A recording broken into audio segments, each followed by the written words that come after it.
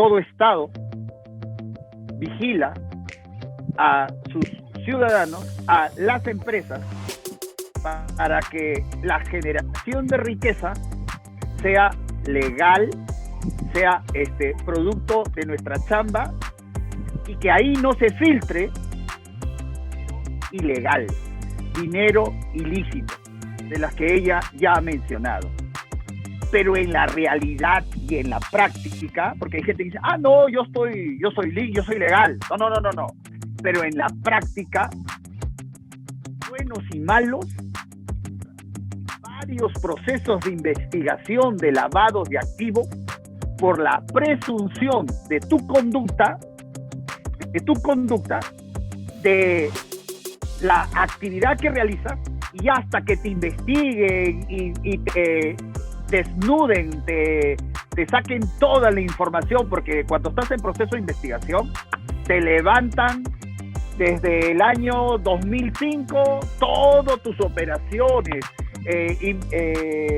Piden que se oficie a registros públicos de todas las compras que has realizado. Tú tienes que presentar todas tus declaraciones.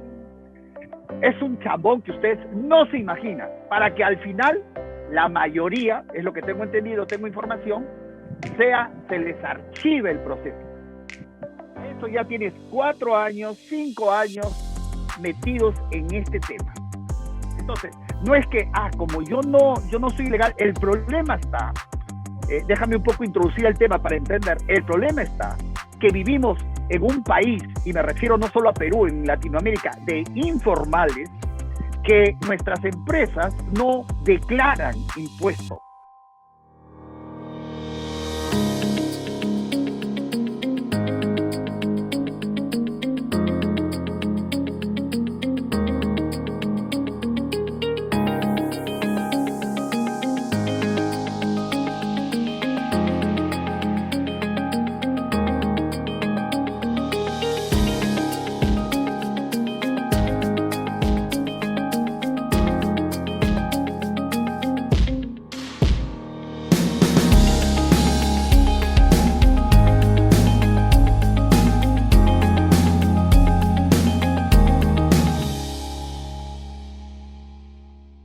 Vamos a hablar para toda Latinoamérica, para España, para el mundo que nos sigue, sobre un tema que poco se conoce.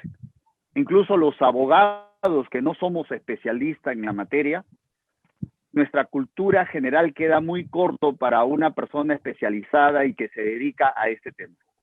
Ella es la doctora, la abogada Anabel, quien va a responder nuestras preguntas sobre lavado de activos. ¿Cómo se configura este delito? ¿Cuáles son las penas? ¿Está bien los contratos que ustedes están celebrando? Probablemente ella no va a contar casos, no va a contar su experiencia. ¿Cómo hace el Estado peruano para detectar, por ejemplo, situaciones donde presume que hay lavado de activos? ¿Qué sucede ante la informalidad de miles y miles de negocios en Perú, en Colombia, en Ecuador y en todos nuestros países latinoamericanos? Que no emitimos factura, que no pagamos impuestos, que no declaramos, etcétera. ¿Qué sucede en esos casos? Que, en fin, hay muchas cosas que preguntar. Hoy, mis alumnos que están invirtiendo, que son varios, ya llegamos a los miles que están invirtiendo en Perú y en otros países, vamos a tocar un tema importante con Anabel. Anabel desayuna, almuerza, cena y sueña solo con lavado de activos. Es una abogada especializada en temas de penal, delitos económicos, así que será ella la que hable más de este tema, ponga los ejemplos. Anabel, preséntate, cuéntanos a qué te dedicas, qué haces, y bueno, y vamos a empezar esta entrevista que promete mucho. Buenas noches, Anabel. Buenas noches, Jorge. Bueno, mi nombre es Anabel Urbiola, soy abogada de la Universidad Privada César Vallejo, soy miembro honorario del Taller de Derecho Penal Económico y de la Empresa de la Universidad Mayor de San Marcos, soy actualmente administradora de algunas clínicas dentales y además soy asesora en el tema de compliance, que es un sistema antilavado. Y bueno, me dedico a lo que es el litigio y he tenido una muy buena oportunidad de pertenecer al órgano principal de la investigación, que es el Ministerio Público, en la Fiscalía Anticorrupción y Lavado de Activos. Esa participación me ha permitido a mí desarrollar la pasión que tengo, que es por el derecho penal económico, y bueno, ¿no? Ahora el tema principal y en boga de todo el mundo es el lavado de activos, y es el tema que quiero compartir con ustedes y la importancia que merece prevenirla, ¿no? Entonces, Jorge, nada, si me das pie, puedo empezar con lo que de repente tengo planificado. Tú me indicas, por favor. Lo primero que quisiera que para muchas personas que es nuevo este término, que tipifique cómo se configura este delito, cuántos años de pena dice nuestro código penal acá en el Perú y en Latinoamérica probablemente sean otros años, pero la figura exactamente sería la misma. Yo creo que podemos empezar por ahí, por explicar qué es el lavado de activos y la introducción que tú quieras hacer, y de ahí venimos con las preguntas, ¿ok? Perfecto, a mí me parece genial hacerlo así, porque mira, yo tengo una estructura más o menos para poder ubicar a la persona de a pie. Vamos, que de dale. No conoce los términos de lavado de activos, pero sí lo ha escuchado porque ha sido bastante sonado acá en el Perú, ¿no? Entonces, ¿qué es el lavado de activos? Soy un alumno más tuyo, así que dale. Perfecto, mira, ¿qué es el lavado de activos? Es aquel delito que busca dar apariencia de legitimidad al dinero, bienes, pueden ser inmuebles o muebles, efectos y ganancias provenientes de actos criminales. ¿Cuáles son estos actos criminales? Pueden ser todos aquellos que generen patrimonio. Entonces, ¿qué querría decir esto? En la legislación peruana indicaron de que los actos criminales, los actos criminales podrían estar tala ilegal, minería ilegal, trata de personas, corrupción, tráfico ilícito de drogas y otros muchos delitos que ahora están perteneciendo porque están generando patrimonio. Ahora, ¿quiénes lo cometen? Este es el detalle más importante que las personas debemos entender. Lo comete cualquier persona, natural o jurídica, y actualmente en la norma o en la legislación peruana se habla de los entes jurídicos. ¿Y quiénes son estos entes jurídicos? Son aquellas personas que de manera espontánea hacen sus fondos de inversiones, hacen sus fondos de capitales, o en este caso también realizan diferentes contratos que está permitido por ley, pero que no utilizan la manera correcta según la legislación. Entonces, si yo como persona natural o jurídica ingresaría a participar del lavado de activos, ¿cuáles serían las principales afectaciones? Las afectaciones van desde la pérdida de la imagen para profesionales o no profesionales, la mala reputación, la imposibilidad de acceder a los servicios y productos financieros. ¿Y qué quiere decir acceder a los servicios y productos financieros? Quiere decir a los préstamos, porque una inversionista como persona dedicada a la inversión necesita utilizar los servicios y productos financieros para poder seguir invirtiendo y crecer, pero esta sería una afectación. La inclusión en las listas internacionales, además del bloqueo internacional, la pérdida de relaciones comerciales, la discontinuidad del negocio, las sanciones penales que van desde la prisión, multas, extradición, extinción de dominio, las sanciones laborales que van desde la pérdida del negocio, la pérdida del empleo y el cierre del negocio. Esas serían la cantidad de afectaciones que ingresarían a tallar en una persona natural o jurídica que cometiese el acto de lavado de activos. ¿De acuerdo? el lado positivo de cometer lavado de activos no hay ninguno. Si tú cometes lavado de activos no tiene ningún acto positivo, todo es negativo, porque además es un delito que afecta a las diferentes personas en los diferentes niveles. Ahora, respecto a la tipificación que me hablas, que me comentabas, tú me preguntabas para aquellas personas que no desconocen, por ejemplo, ya dije que lo puede cometer cualquiera, sea persona natural o sea persona jurídica. ¿Cuáles son las conductas que se van a sancionar? Son el que invierta, convierta, transfiera, realice, adquiera, posee, administre, tenga, utilice o oculte dineros o bienes. Y acá, en la tipicidad del delito, te habla de que todos estos delitos se cometen con intención. ¿Y qué quiere decir? Que la persona que esté realizando una de estas conductas lo hace conociendo o sabiendo. ¿Por qué? Porque la persona que realice, en el caso, vamos a situarnos en el caso del sector inmobiliario, la persona que realice una inversión sabe a lo que se está dirigiendo, porque él quiere crecer como persona patrimonialmente hablando, quiere decir, quiere generar bienes, quiere tener más dinero, y al tener más dinero hay más responsabilidades. Es por esa razón que uno está obligado a cumplir la ley, a cumplir lo que la norma estipula. Entonces, una de las estipulaciones es saber de dónde procede ese dinero que tú estás invirtiendo. Y por tanto, si tú desconoces de dónde proceden estos dineros que de repente se realizan en las juntas de capitales, en los fondos de inversión, si tú desconoces, ya estarías dentro de la comisión de un delito si es que ese dinero es producto de algún acto criminal. Y aquí de repente también habría que empezar a situarlos a las personas indicando de que la estructura legal de prevención y sanción se forma o se establece en la legislación peruana para combatir o erradicar el lavado de activos. Entonces, como Estado peruano y a nivel nacional, se forma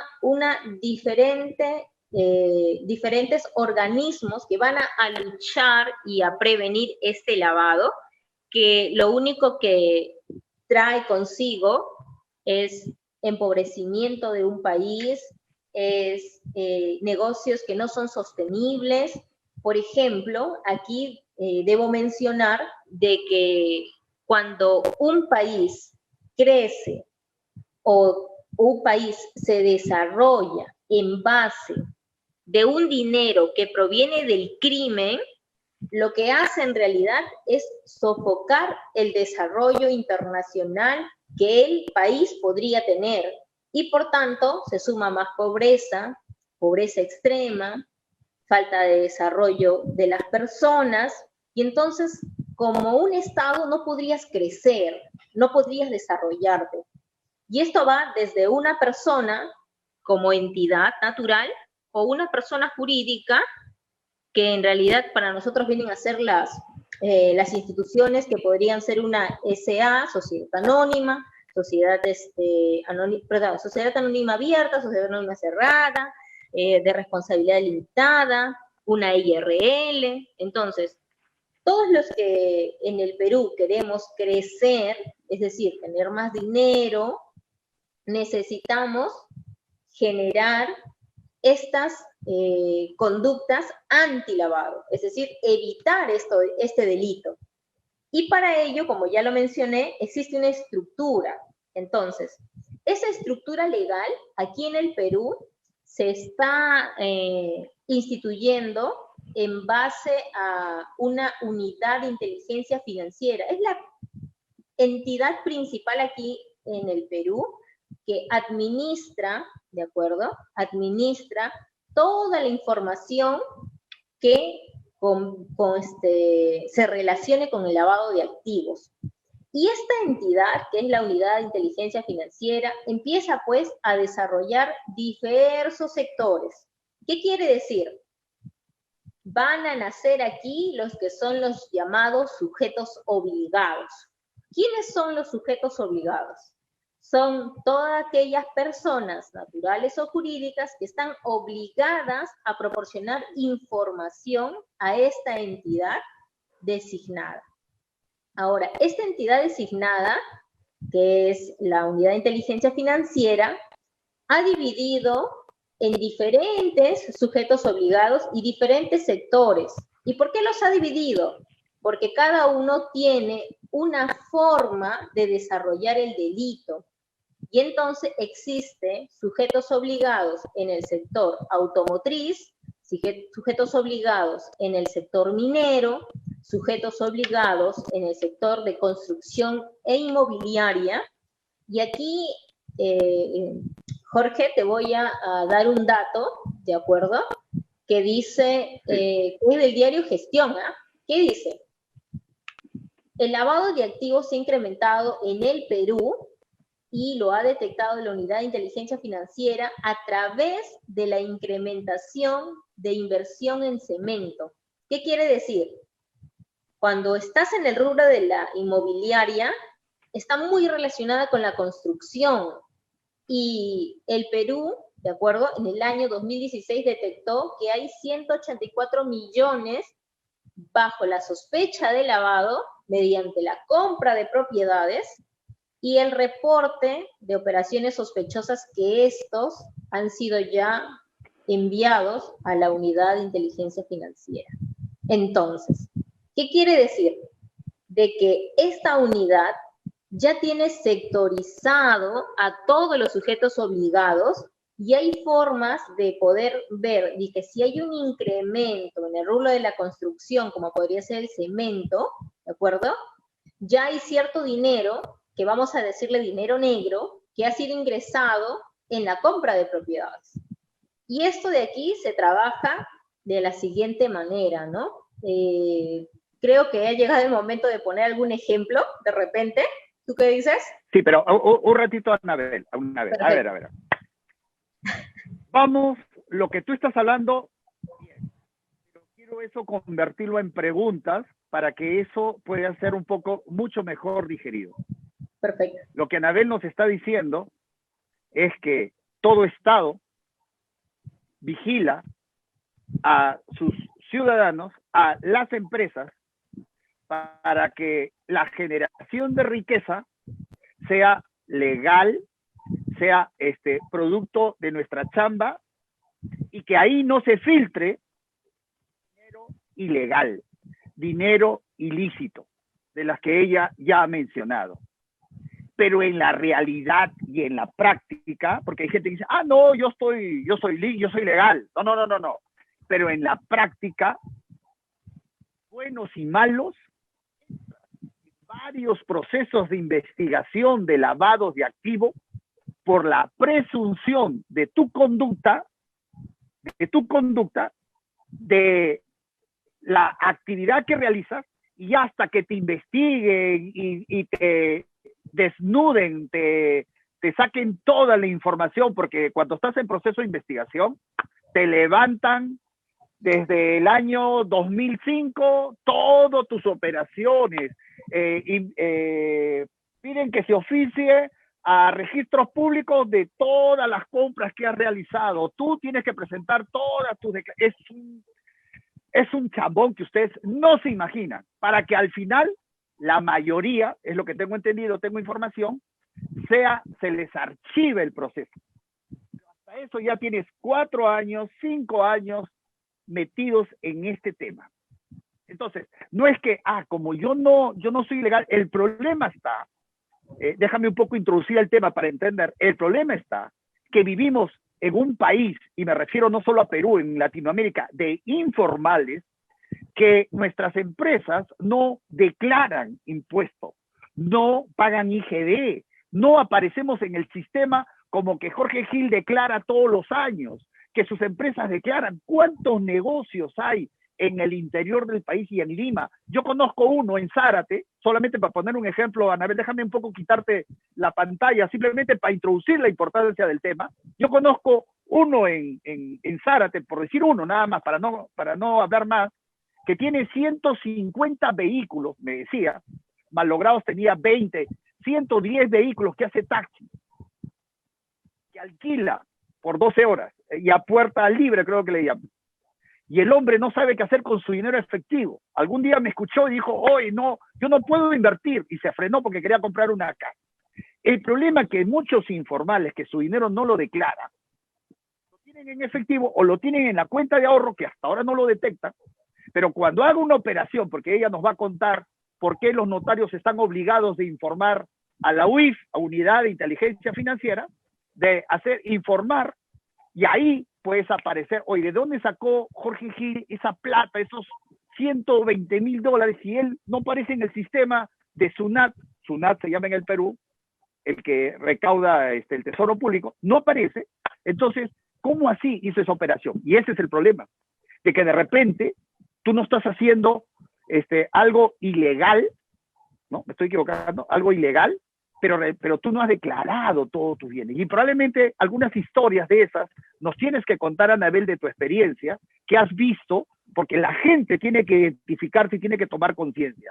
Hay muchos, simplemente, y ahí te dejo toda la pantalla a ti, hay muchos que me han contado que han juntado capital y le han depositado dinero, o sea, ni lo conoce, está en Lima y le ha depositado en Chachapoyas, le ha depositado en Tacna, sin conocerlo, le ha depositado en su cuenta en efectivo, por ejemplo, situaciones así.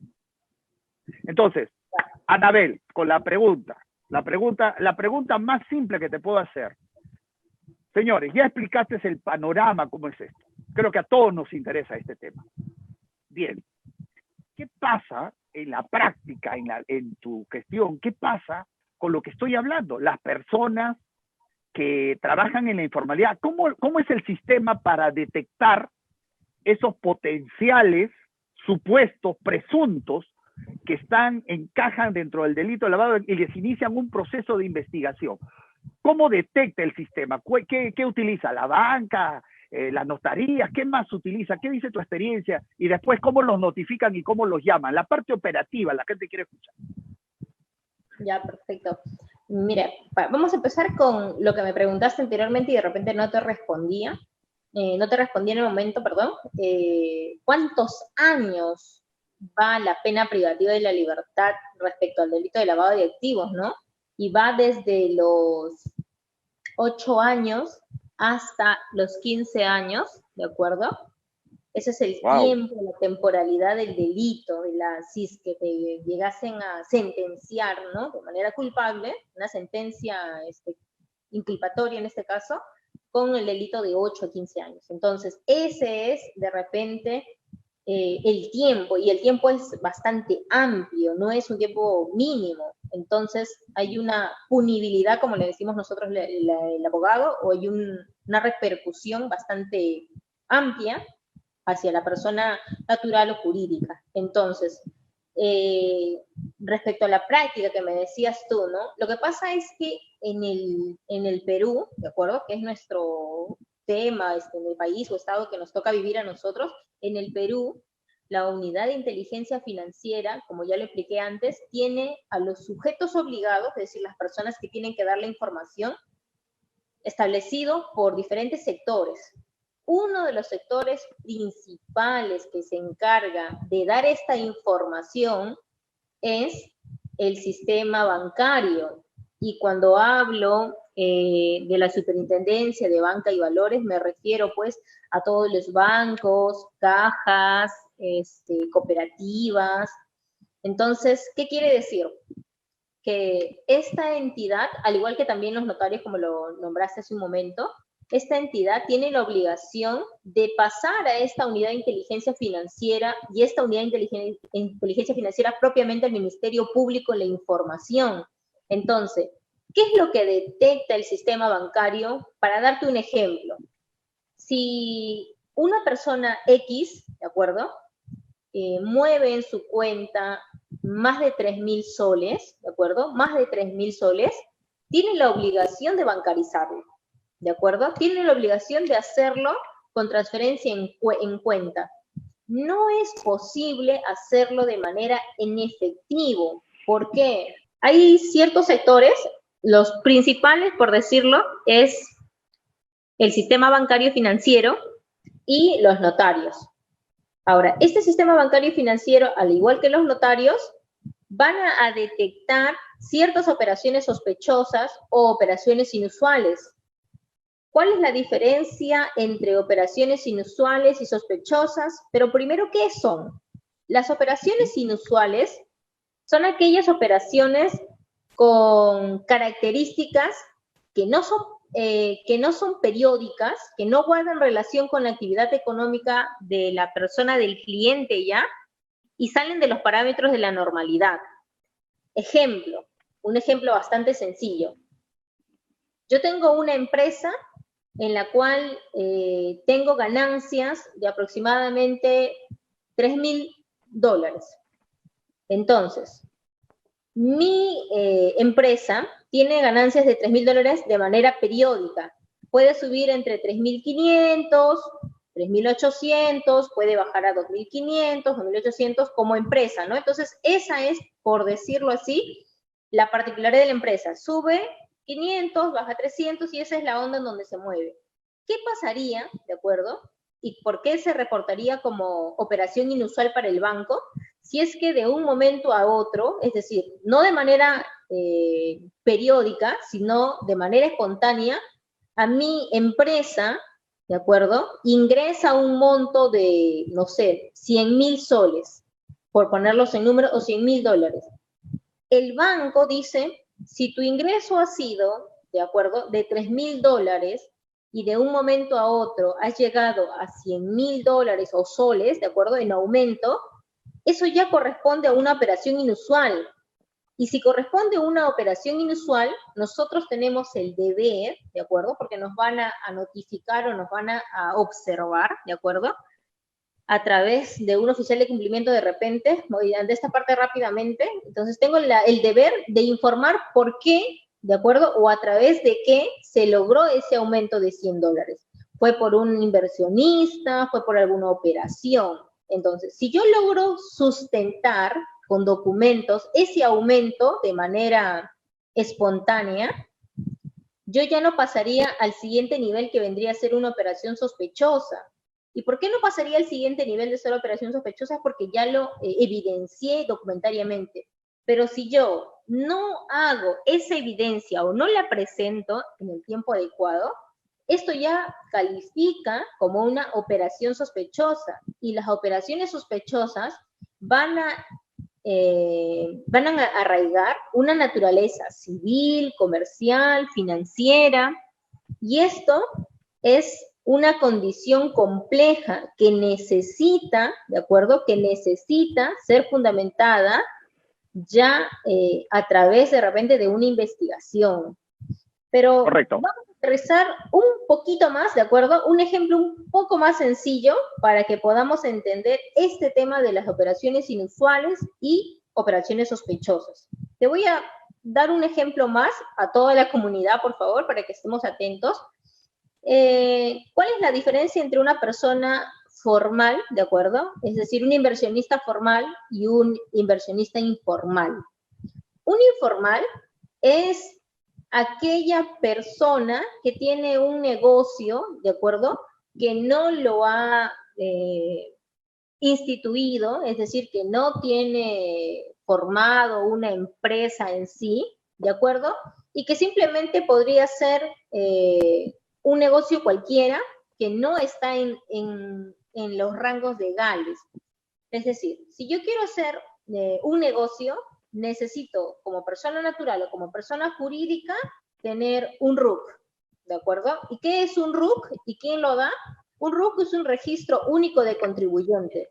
Quien lo emite es la Superintendencia Nacional de Administración, la SUNAT, Superintendencia Nacional de Administración y Tributos. ¿Qué quiere decir y por qué? Vamos a explicar acá algo muy pequeño. El Estado requiere administrar la mayor cantidad de tributos para poder generar un bien común. Y este bien común va dirigido a una sociedad.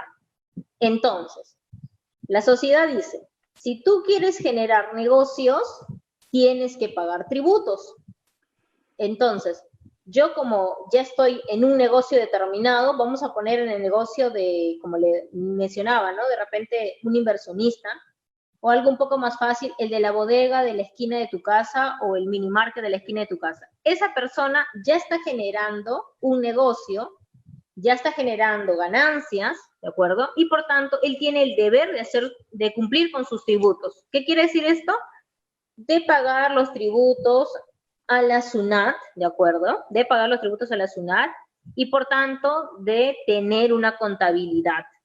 Y tener una contabilidad quiere decir de que tú mensualmente vas a hacer declaraciones de las ventas que realizaste y declaraciones de los gastos que has tenido, los egresos, ¿de acuerdo? Entonces, tú desde ahí ya estás contribuyendo. Ahora, uno de los delitos también de lavado de activos es la evasión y elusión tributaria.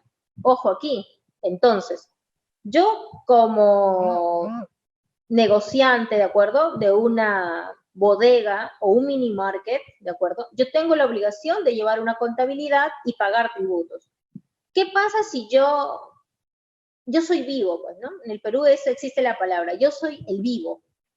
Yo no pago mis tributos, no formalizo mi negocio, entonces, cuando yo estoy, en este caso, generando mi fuente de riqueza, pero no estoy cumpliendo con el Estado, entonces a mí ya me va a encerrar la ilegalidad, que quiere decir que estoy yendo contrario a la norma, no estoy siguiendo el procedimiento correcto para tener un negocio, sino que lo estoy en este caso, eludiendo. Estoy eludiendo, por ejemplo, como lo dijiste al inicio, dar facturas, dar boletas, tener contabilidad, tener mi cuenta. Y esto mucho pasa con ¿qué? Con aquellos que tienen su dinero, ¿de acuerdo? Guardado bajo el colchón, por decirlo así. Y tienen su dinero amasándose en su propiedad, por decirlo así, porque de repente para ellos es mejor que tenerlo en un banco o es mejor tenerlo ellos mismos. Entonces, a nosotros amasar una cantidad de dinero y no tener una justificación de este dinero que nosotros tenemos, es La donde procedencia. ya, y exacto, es donde ya generamos sospecha. ¿Qué pasa si de acuerdo, yo digo, por ejemplo, no sé, ¿no? En el distrito de, por poner un ejemplo nada más, yo vivo en el distrito de San Juan del Urigancho, como lo dijiste tú, creo que es Zárate, ¿no? Y es empresario que tiene es una persona que tiene bastantes vehículos, ¿no? Es una persona que tiene bastantes vehículos. ¿Qué pasa con mis vecinos? ¿Qué pasa con las personas del alrededor? Te dice, oye, ¿qué pasará, no? Ese señor ya tiene 10 carros y vive acá.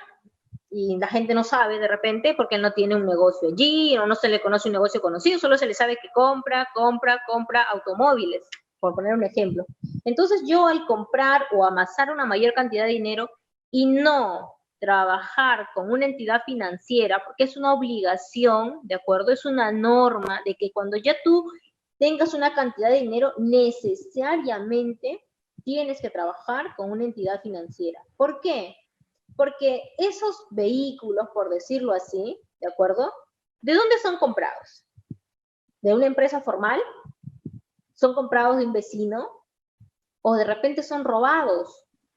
¿De acuerdo? Entonces, nosotros no sabemos, ¿de acuerdo?, de dónde provienen esos vehículos que el señor compra. Nosotros como vecinos solamente, un expectante, vamos a decir que nosotros somos espectadores de lo que está pasando en cualquier lugar, sea un empresario de vehículos, sea una bodega, sea, no sé, sea un hotel, porque también ahora los hoteles también están supervisados. Entonces, vemos que ese negocio crece y genera sospecha.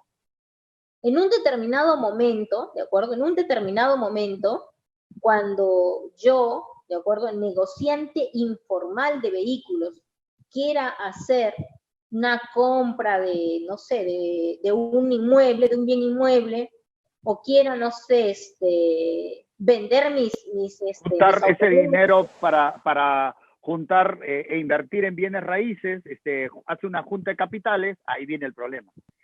Anabel, te he cortado te he cortado porque quiero aprovechar el tiempo para preguntarte lo que algunos de mi comunidad, de los que me siguen, quisieran preguntar. Perfecto, Primero, perfecto. para evitar esa situación de que todavía me detecte o me llame, yo sé que hay empresas y personas que están llamados por ley, ni siquiera voluntariamente, por ley, a declarar, en el caso de los que hacen junta de capitales, empresas, qué giros, qué negocios están obligados a tocar la puerta y decir, vengo a declarar que ese dinero que viene de inversionistas, de todo, es legal, para evitar de que justamente me llamen, para evitar justamente la sospecha del ingreso a mi cuenta bancaria, a la cuenta corriente o a la cuenta de Jorge Gil. Cuéntanos un poco de eso, de qué se trata, qué persigue la ley con eso y qué empresas, qué rubros, qué personas están llamados a tener que declarar voluntariamente y ante quién declaran. Lo que se conoce como, creo, me parece, prevención del delito de lavado de activos. Cuéntanos un poco de eso. Ya. ¿Quiénes están llamados a declarar? Como lo volvemos a repetir, ¿no? Los sujetos obligados, ¿de acuerdo? Los sujetos obligados son el sector automotriz, el sector de inversión, el sector de inmobiliaria, están obligados a hacer sus declaraciones mensuales o anuales, dependiendo del rubro del negocio, ¿de acuerdo? En el caso de los inversionistas, las declaraciones deben ser anuales. ¿Qué quiere decir? La entidad llamada SUNAT pide de que tú como persona natural, si es que lo haces como persona natural o persona jurídica, hagas tus declaraciones anuales. Y esas declaraciones anuales hacen ver el desarrollo de tu patrimonio. ¿Qué quiere decir? Que si yo este mes, por ejemplo, hice una inversión, ¿de acuerdo?, tenga un contrato, ¿de acuerdo? Y por eso es importante de que todo sea dentro de la formalidad. ¿Qué quiere decir? Que todo sea a través de documentos, que yo realice, si hacemos una junta de capitales o de inversión, que yo bancarice ese dinero, ¿de acuerdo? A nombre de quién se realizó, y dentro de mis declaraciones anuales, yo señale qué rubro, ¿de acuerdo? Qué sector qué sector yo he participado. Y cuando me refiero al sector que he participado, quiere decir de primera, de segunda, renta de primera, de segunda, de tercera, de cuarta o de quinta. Ahora, en el caso de la tercera están las personas que son las empresas, ¿de acuerdo? O los que son los inversionistas. Porque en el caso de, en los otros casos, en las otras rentas, están los alquileres, los sueldos a personas dependientes, los sueldos de personas Anabel, independientes. Anabel, déjame un poco situarlos de esta situación. Mira, te comento que hay muchos contadores que desconocen esto. Muchos contadores que desconocen esto. O sea, en conclusión, gestores de negocios, personas naturales, empresas inmobiliarias, empresas constructoras, todos aquellos que reciben dinero de terceros, sea como persona natural o jurídica, no tienen que esperar que todavía les detecten la operación en forma pasiva. No, tienen que declarar una vez por año.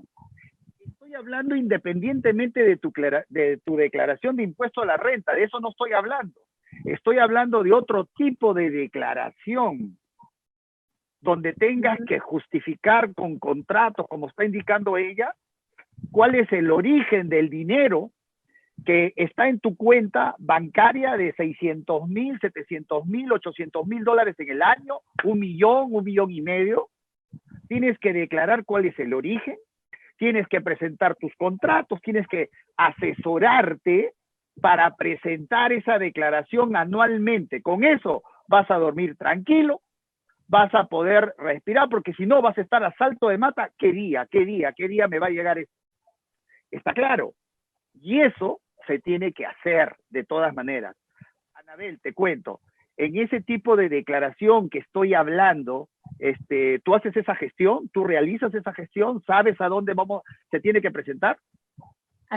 Hago la realización de asesorías, las asesorías Correcto. para que puedan evitar. Lo que pasa es que los sujetos obligados, ¿de acuerdo? Los sujetos obligados a prevenir el lavado de activos tienen que contratar o tener a un oficial de cumplimiento quien está encargado de monitorear, ¿de acuerdo?, todas estas actividades. Porque recordemos que estas actividades están supervisadas, porque entendamos de que, como lo hacemos en los inversionistas, en realidad, ¿no? Nosotros generamos o queremos comprar un determinado bien inmueble y al momento de querer comprarlo, pues no tenemos la cantidad total del dinero, ¿de acuerdo? Y por tanto nos reunimos. ¿Y quiénes se reúnen para hacer este fondo de inversión? Se reúnen las personas que están interesadas en invertir, ¿de acuerdo? Y que conocen el tema. El problema está en que hay una persona que se tiene que encargar o administrar, ¿de acuerdo? Administrar toda esta gestión. Y esta persona que tiene que encargarse de toda la gestión tiene que cumplir las condiciones antilavado. Y una de las condiciones antilavado es la debida diligencia, ¿de acuerdo? La debida diligencia del cliente. ¿Y qué quiere decir la debida diligencia del cliente? Es que debemos identificar, verificar y monitorear a todos los participantes. Ahora, para identificar, verificar y monitorear a estos participantes, lo que se requiere es que lo tengas, como dice la palabra, identificar. ¿Qué quiere decir? Nombre completo, ¿de acuerdo? Nombre completo, tipo de documento, porque pueden ser personas hasta extranjeras. ¿Qué pasa si un extranjero se comunica a través de las redes y nos dice, ¿sabes qué? Me he enterado de que hay un proyecto de inversión, ¿de acuerdo? Y deseo participar. Entonces, una persona Anabel, y extranjera... eso está pasando, eso está pasando. Hay extranjeros que están invirtiendo en el Perú, de repente con 10,000, 20,000 dólares, pero está ingresando de repente por Western Union, está ingresando por transferencia de banco a banco, y esto está pasando. Atención los gestores, todos los gestores que se están dedicando al tema de junta de capitales, independientemente del contrato que ha celebrado. Anabel está hablando otro tema distinto y diferente de lo que significa del oficial de cumplimiento y todo lo que sigue. Anabel, te quité un poco pantalla para un poco centrar a la gente, zamaquearlos y que entiendan esta situación de la que estamos hablando para que no tengan problemas después con la presunción de lavado de activos y entren en un proceso, ¿no? Es un poco. Sigue, claro. Yo te corté. Entonces, como yo lo indicaba, ¿no? Estas tres características es la que se debe cumplir a través de un oficial de cumplimiento o una persona gestora. Y por eso hay que entender que esta persona gestora es el beneficiario final. Entendamos eso, ¿eh? Y esa palabra es una palabra muy importante actualmente porque el beneficiario final es la persona natural en cuyo nombre se realizan las transacciones. Entonces, ¿qué quiere decir? Es quien verdaderamente ejerce el control sobre el efectivo o el control sobre el cliente a quien se realiza, en base a quien se realiza la operación. Y esto incluye también a aquellas personas, ¿de acuerdo? Aquellas personas que manejan el efectivo final. Puede ser natural o jurídico, como lo vuelvo a repetir. Entonces, este gestor, ¿de acuerdo? Este gestor tiene inclusive que después de haberse realizado una operación, ¿de acuerdo? Tiene que monitorear, tiene que enviar la información, así como lo mencionaste tú, tiene que enviar la información, ¿de acuerdo?, a la unidad de inteligencia financiera, y esa es la comunicación que le realiza. Y este beneficiario final o este gestor, ¿de acuerdo?, es quien tiene la potestad de poder hacer esta declaración. ¿Y por qué lo va a realizar? Para poder evitar las posibles sanciones de lavado de activo. ¿Por qué? Porque cuando tú tienes identificadas a las personas con quienes estás trabajando y tienes tus declaraciones juradas de no no provenir el dinero de algún acto criminal, entonces tú ya te puedes sentir tranquilo de que estás cumpliendo con la labor que te corresponde realizar como gestor. Entonces, el segundo paso, que viene a ser la verificación, es de que tú, ¿de acuerdo? Tú como gestor estés verificando. No solo basta con la información que el participante, ¿de acuerdo?, nos indique, sino de que es necesario contrastar la información. Si a ver, ahí, Anabel, ahí quédate. O sea, no basta colocar en un contrato la famosa cláusula de exclusión de responsabilidad civil y penal, ¿no? La típica cláusula que dice, ¿no?, que todos lo hemos leído, ¿no? Que el dinero proviene de una fuente ilícita, y si en el hipotético caso, en la situación de que no fuera así, excluyo de responsabilidad al gestor o a la empresa. Esa sola cláusula me dice a mí, soy libre de este problema, de este pecado, allá él, no, ¿verdad? ¿No es así? No. Explícalo. ¿Por qué? ¿Qué cosa tiene que ver? Como lo vuelvo a repetir, ¿no? La identificación es un paso de la debida diligencia, pero la verificación es el segundo paso. Y este segundo paso es el que le corresponde a ese gestor de riesgo. ¿Y por qué le corresponde? Porque a mí no solo me basta con la declaración que me haya entregado la persona. Es más, para estos fondos de inversión, tú no solamente tienes que tener la copia del DNI, sino tienes que tener la dirección real. Tienes que tener, además, la información de que esta persona no tenga antecedentes. Y tienes que contrastar esta información. Una de las peculiaridades también de esta información que ellos nos dan es las llamadas personas expuestas políticamente. ¿Qué pasa si en esta inversión, en este fondo de inversión, participa un hijo de un congresista? Participa un familiar de un regidor, de una municipalidad. ¿Qué pasa si participa un alcalde? ¿De acuerdo? Puede participar directamente o a través de su esposa o a través de un amigo, ¿no? Inclusive el círculo más cercano, de acuerdo al segundo de afinidad, puede estar y se va a requerir que se verifique. Porque si él, por ejemplo, es hijo de congresista, pero no lo dice, ¿de acuerdo? Yo, como gestor, tengo que hacer la verificación y preguntarle y mandarle otra vez otra declaración indicándole, señor, usted es hijo de congresista, ¿por qué no lo indicó? ¿De acuerdo?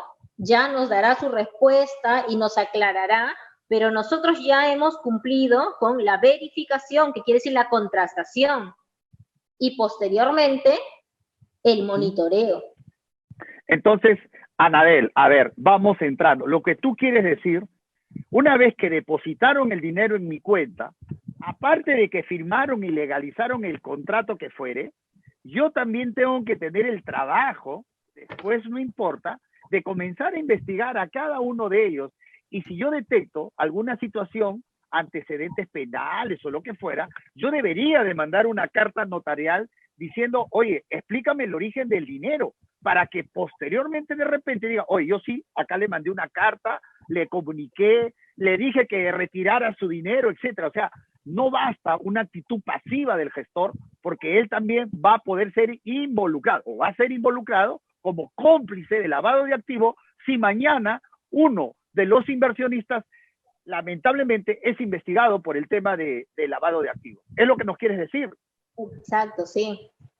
Lo que pasa es que, como te vuelvo a repetir, Jorge, hay un deber de debida diligencia que se debe cumplir respecto a este gestor de riesgos. ¿Y por qué hay un deber? Porque esta es la persona encargada de prevenir el delito de lavado de activos, ¿de acuerdo? Y por ser la persona encargada de prevenir, él tiene que hacer esta identificación, verificación y monitoreo. Y el monitoreo es posterior a todas las operaciones que ya se hayan realizado. Entonces, eso es lo que se requiere. Se requiere muchas veces que se realice estos 3 pasos, que son los pasos más importantes en los cuales debe cumplir este gestor de riesgo. ¿De acuerdo? Correcto. Anabel. A ver. Hay mucha gente que me sigue y que como que los he acostumbrado a explicarle la teoría en base a casos que me han pasado en la vida real, a consultas legales que me han hecho. A mí me encantaría de tu experiencia laboral que nos cuentes, sin dar el nombre específico, qué casos has visto, qué situaciones. De repente una persona que vendía en el mercado algo, tenía una cantidad de patrimonio, pasó esto, etcétera. Uno o dos casos, y después de ahí nos sacas el mensaje que quieres enseñarnos acá. ¿Te parece? Yo creo que a la gente le va a entrar muy bien que nos cuentes tú casos específicos, concretos, con Pepito Pérez o Juan Pérez, fulano tal, pasó tal cosa. Eso yo creo que ahí se va a aprender un poco y mucha gente se va a identificar. Cuéntanos, Anabel, qué casos has visto, has hecho consultas y sucedió tales situaciones y estuvieron involucrados en este problema de lavado de activos. Cuéntanos. Ya, vamos a hacer uno de los casos que yo he tenido, ¿de acuerdo? Bueno, he tenido varios, pero voy a darte uno, ¿de acuerdo? Una señora, ¿de acuerdo? Una señora, de manera informal, tenía una avícola, ¿de acuerdo? Una avícola. Y esta señora, de manera informal, no tenía, ¿de acuerdo? No tenía una empresa constituida, ni siquiera como persona natural. Entonces, la señora llegó a amasar cerca de 300.000 soles, ¿de acuerdo? 300.000 soles, no, perdón, llegó a amasar 1 millón de soles, ¿de acuerdo? 1 millón de soles. Y la 1 millón de señora, soles es unos $300.000, que recordar de que estamos en Latinoamérica para que haya unos $300.000 informal, no tenía RUC, nada, no declaraba, nada, $300.000. Ok, ¿qué pasó? De acuerdo, ya. ¿Qué pasó? La señora llegó a formar su millón, ya tenía su capital en su avícola, ¿no? Mira, la avícola, que es vender pollos o vender, en este caso, podría ser cualquier ave, ¿no? Entonces, ella se dedicaba a eso, ¿de acuerdo? Entonces, en algún momento, ya tiene 1 millón, quiere tener su casa, ¿de acuerdo? Y compró una casa, valorizada en 300.000 soles. Ella, ¿de acuerdo? Al comprar la casa, inmediatamente, ¿no? Bajo notario, porque recordemos de que aquí existe lo que es la propiedad registral, entonces hace una operación ante notario, lo hace ante efectivo, el banco le dice, perdón, la notaría le indican que no puede hacer la operación en efectivo, que tiene que ir a cancelarla a través de transacción bancaria. Entonces, una vez de que ella haya comprado, ¿de acuerdo?, la casa, y aparte de alguna maquinaria, ¿de acuerdo?, una vez que haya comprado, ¿qué pasó con esta persona? Esta seguía siendo ilegal, es decir, no tenía su RUC, no estaba formal, no tenía permisos, nada. Era una persona informal, simplemente tenía su avícola y punto.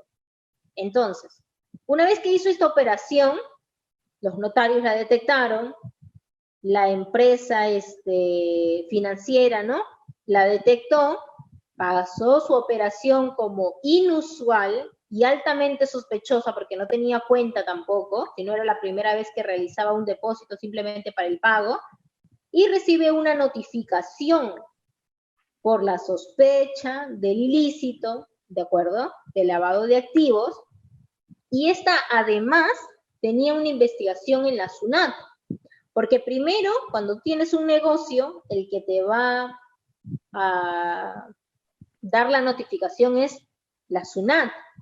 Entonces, la SUNAT la multó, ¿de acuerdo?, por tener un negocio que era ilegal. Y aparte de eso, se le aperturó una investigación por delito de lavado de activos. Ahora, para no hacer muy larga esta historia, porque en realidad fueron casi 4 años de procedimiento, ¿de acuerdo?, para lograr terminar en archivo al final, ¿de acuerdo?, en archivo al final, este proceso. Ella tuvo que declarar de dónde y cómo es que ella logró amasar 1 millón de soles y poder hacer sus inversiones. Entonces, en primer lugar, tuvo una multa por SUNAT, ¿de acuerdo? Y en esto se logró, bueno, por eso yo al inicio decía, ¿no?, de que lo ilícito tiene que ser con dolo, y el dolo es la intención de dañar. Esta señora, ¿de acuerdo?, si bien es cierto no tenía el dolo, es decir, ella no tenía la intención de dañar, sino de que como una persona natural que es de provincia, ¿no? De provincia, de región, desconocía la norma. Y ella, trabajando, logró amasar la cantidad de dinero, pero tampoco quería llevarlo, pues, a una entidad bancaria. Simplemente, ¿de acuerdo? Ella lo tenía, ella lo amasaba en su domicilio, en su casita. Pero cuando ya la entidad de SUNAT detecta esto, ¿de acuerdo? Y el Ministerio Público se entera de lo mismo, abren este delito de lavado de activos. Y al aperturar el delito de lavado de activos, le empiezan a llamar a declarar. Y esta señora no tenía nada, no tenía ningún documento que presentar. Anabel, de la explicación que has hecho de un caso común, de muchos en todo el Perú, en Ecuador, escuche Colombia, escuche todo Latinoamérica, eso pasa en nuestros países. Vivimos una informalidad increíble. Solo 2 preguntas de este ejemplo que estás poniendo.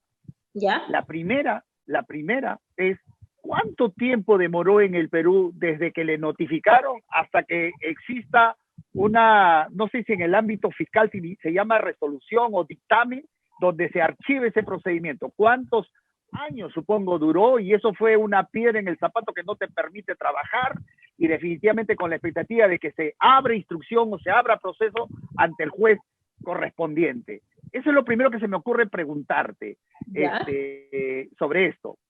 Y lo segundo, que tú decías, esta era una señora que no había dolo, no había intención, y justificaste, no sé si de manera consciente o inconsciente, diste a entender que no tenía instrucción, era de provincia, empezó de abajo, como que yo lo interpreté como diciendo es una persona sin instrucción.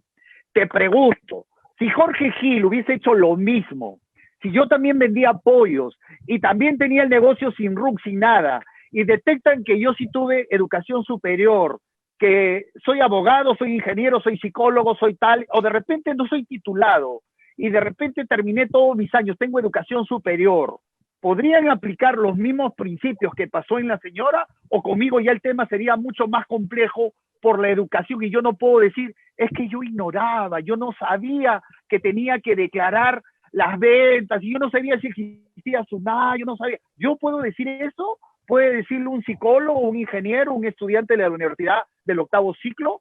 ¿Cómo se evalúa la prueba desde ese punto de vista que te estoy indicando? Ya. La forma de poder evaluarlo sí es totalmente distinta, Jorge. ¿Por qué? ¿Por qué es distinta? Porque una persona instruida, ¿de acuerdo? Una persona instruida debía presumir y debía evitar, pero no obstante ello, ¿de acuerdo? No obstante ello, lo que hacen es una indagación, no solamente de tú como Jorge Gila, lo hacen a través de todo tu círculo más cercano. ¿Por qué? Porque es posible que tú alegues de que desconoces, ¿de acuerdo? Desconoces la norma, la legislación, ¿no? Puede ser que tengas desconocimiento. El problema está en que si tu círculo, ¿de acuerdo? El círculo que te acompaña a ti o con quienes te vienes relacionando, ¿de acuerdo? Son personas que hayan realizado, ¿de acuerdo? Alguna actividad criminal. Ese es el detalle. Cuando, en este caso de la persona que yo tengo, por ejemplo, tuve como clienta, esta persona no tenía, ¿de acuerdo? No tenía ningún tipo de vinculación con alguien que se haya cometido un ilícito criminal, ¿de acuerdo? Con ninguno. Entonces, se podía probar que al menos no había tenido intención o dolo. Sin embargo... Anabel, el tiempo nos gana y quiero aprovechar lo máximo tu postura. ¿Y qué pasaría? Y me pongo en la situación de un gestor que justamente lo detectan, pero no había hecho una compra de vivienda para vivir. Ha participado en 4 remates judiciales, ha comprado techos de una propiedad, detectan que hay 1,5 millones, 2 millones en su cuenta en el periodo de 2 años, ya ha hecho varias operaciones y encima tiene educación superior. Ahí el tema ya resulta siendo más complejo, si es que no ha tomado las previsiones que tú estás indicando. Exacto. Lo que pasa es que En el caso que yo, a ver, solamente para hacer el apartado, ¿de acuerdo? Porque cada sector es un mundo distinto. Para yo poder asesorar, por ejemplo, necesito saber con quiénes ha hecho las relaciones, ¿de acuerdo? Las relaciones de inversión. Y aparte de saber con quiénes ha hecho las relaciones, es decir, cuál ha sido la causa de no cumplir la norma. Es decir, porque si es una persona con todas las características que me has indicado, no es solamente posible decir de que no tenía que tenía desconocimiento, ¿eh? No es posible sustentar eso, no es posible yo no desconocía, porque tienes el deber de conocer, tienes la obligación de poder cumplir con la norma, cumplir con el requerimiento establecido. Por tanto, puede ser de que tú en realidad lo que has querido es lucrar, ¿de acuerdo? Lucrar, y al hacer esta ganancia sin pagar tributos, pues te hagas merecedor, ¿de acuerdo?, a una sentencia penal. Y por eso es que los casos sí son distintos. Porque en el caso que yo he tenido, por ejemplo, si la intención o el dolo ha sido por desconocimiento, pero se ha sancionado con una multa de SUNAT que ha embargado más del 1.000.000, ¿de acuerdo? Entonces, allí, de repente, hemos podido observar de que esta señora, que simplemente tenía su avícola, logró a través de una operación contable y una formalización y un pago de multa, salvarse, ¿de acuerdo? Salvarse porque ella sabe cómo hacer el negocio. Entonces, en este apartado, ¿de acuerdo?, se pudo sustentar de que no existía dolo, ¿de acuerdo?, que es uno de la tipicidad subjetiva para poder sentenciarla por delito de lavado. En el otro lado, ¿de acuerdo?, en la persona que ya tiene instrucción y que ha hecho diversos sectores, ya existe una obligación. Entonces, ya habría que analizar puntualmente, ¿no?, si es que de repente se le puede hacer la multa, se le puede realizar solamente una multa, o es que hay una operación que ha sido detectada por la Unidad de Inteligencia Financiera y traspasada al Ministerio Público, que nos puede dar indicios de algún crimen. Entonces... Ok, Anabel, ok. En realidad, ahorita en la cabeza se me ocurre 1, 2, 3, 4 preguntas ya con más detalle, más cosas, pero ya estamos fuera de la hora pedagógica que siempre digo. De verdad, creo que para hacer una primera vez nos has orientado a todos, pequeños, medianos, la responsabilidad que tenemos de invertir. Por eso que yo siempre he dicho que cuando tú entras a ligas mayores de invertir, no inviertas si tu dinero no está declarado. Si primero no estás constituido en una empresa, si como persona declarada no declaras tu impuesto a la renta, ¿correcto? Y ¿sabes qué, Anabel? ¿Sabes qué es peligroso? Yo me he dado cuenta que en Latinoamérica, por lo menos de Perú, es muy normal que te digan, te pago en efectivo. Y estamos hablando por encima de 3.000 soles, por encima de $1.000 para el mundo. Por encima, pagan con 4.000, 5.000, 7.000, 10.000 en efectivo, lo cual resulta que estás recibiendo un dinero que legalmente puede ser lícito. A ver, vamos a diferenciar.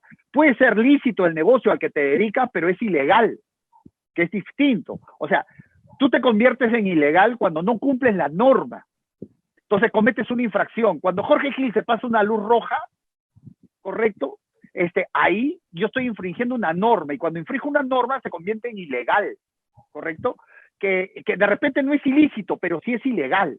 Y ese es el problema del lavado de activos, que muchas personas, dedicando a negocios informales, no declarados, quererle sacar la vuelta, querer ganar dinero más, porque ese no pagan IGB, no declaran impuesto a la renta, ese dinero, siempre digo, no es tuyo, es del Estado. Ese 18%, ese 29.5% de renta, lo que fuera, nunca es nuestro dinero, sino que no tenemos cultura de tributación. Solo de esa manera vas a poder invertir como corresponde. En realidad hay varias cosas que preguntarte. Yo te agradezco, Anabel, por tu participación. creo que todos nos hemos visto beneficiados. Las conclusiones más importantes es que un inversionista tiene que tener bien claro, un gestor tiene que tener bien claro la función que tienen que realizar. Anabel, probablemente muchos quisieran hacerte una consulta ya personalizada, probablemente muchos quisieran decir, oye, yo quiero declarar, ¿cómo hago? Quieren hacer una consulta contigo. De repente nos das tu correo, tu WhatsApp, para que se comuniquen directamente contigo. Te doy las últimas palabras para que te despidas y pueda esta audiencia, te agradezco en nombre de todos ellos porque sé que han aprendido hoy algo más. No es para meterle miedo, es simplemente para cumplir la ley, para cumplir la norma, porque si no nos vamos a ver involucrados en este tipo de problemas. Anabel, tus últimas palabras para poderte despedir. En primer lugar, agradecerte, Jorge, agradecerte a tu comunidad, a todos los que se hayan conectado en el Instagram, en el Facebook, en el YouTube, a todos agradecerles su participación y sobre todo agradecer de que se interesen por estos temas y sobre todo por este tema que puede introducir cualquier persona, puede verse en esta investigación, ¿no? Entonces, para que no ocurra eso, hay ciertos parámetros que cumplir, hay ciertas normas que se deben aplicar y yo, desde mi ámbito legal, porque recuerda que esto también se trabaja con los operadores contables, entonces yo desde mi rama legal ya tenemos un equipo y me pueden, toda tu comunidad, me pueden visitar al Instagram, abogada Anabel Urbiola, o al número 9900-11379, que es mi WhatsApp, y me pueden hacer las consultas. ¿Lo repites en forma despacio tu WhatsApp, despacio número por número para que puedan captar? A ver si nos repites, por favor, Anabel. Sí, perfecto. En el Instagram, abogada Anabel Urbiola, Urbiola con B alta, ¿de acuerdo? Y el número de WhatsApp es el 990011 379. Bien. Es con el código más 51 de Perú, por si alguien de manera internacional le hace la consulta. Ok. Bien, gracias Anabel por tu participación y bueno, a todos nuestros seguidores, hoy hemos aprendido algo más de valor de lo que significa el tema de lavado de activos. Gracias, bendiciones y ya estamos comunicándonos después para otra oportunidad de darles mayor información. Chao, nos vemos.